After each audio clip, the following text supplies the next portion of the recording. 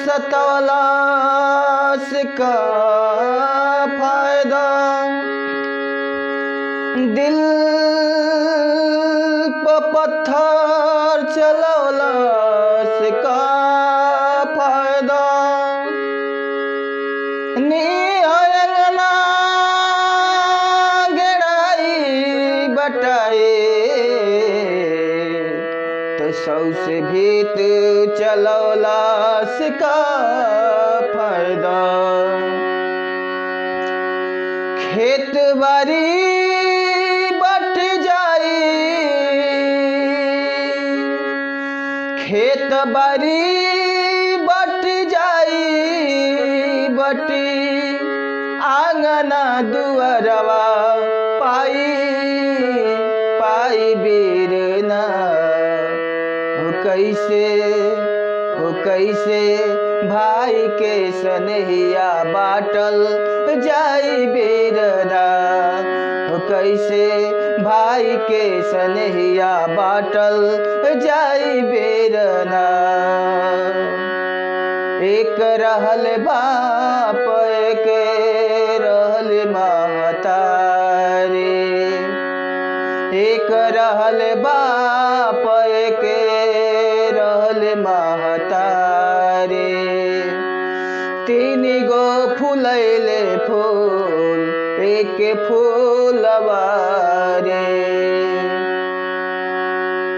अब ई गवाह बाटे पढ़े वाला जोरा, चंदा मामा और दूध भात के कटोरा। अब ही गवाह बाटे पढ़े वाला जोरा, चंदा मामा और दूध भात के कटोरा। गौआ के लोग आके बखरा लगाई ना सहाई बीरना। कैसे भाई के सनहिया बाटल जाई बीरना। कैसे भाई के सनहिया बाटल जाई बीरना।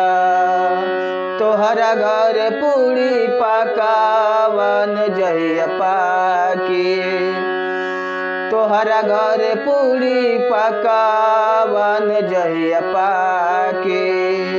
कोना जाके कोनो हमरा बचावा न जाके, आके अपना दुख के कहानी जब बाची।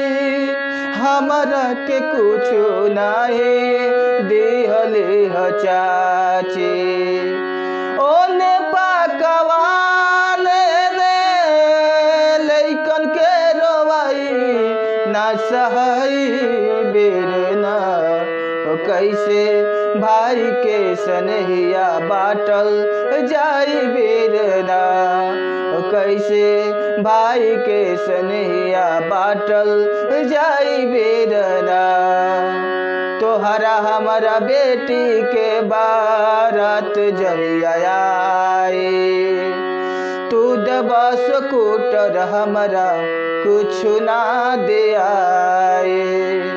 तोहरा हमारा बेटी के बारात जहिया आई, तू दबस कूटर हमरा कुछ ना दे आए। बेटी तोहर जई है जीप चाहे कार से, बेटी हमर पैदल चाहे डोलिया कार से। एगो आँख हंसी एगो आंसू बरसाई ना सहाई बीरना। कैसे भाई के सनहिया बाटल जाई बीरना। कैसे भाई के सनहिया, कैसे भाई के सनहिया, कैसे भाई के सनहिया बाटल जाए बेरना।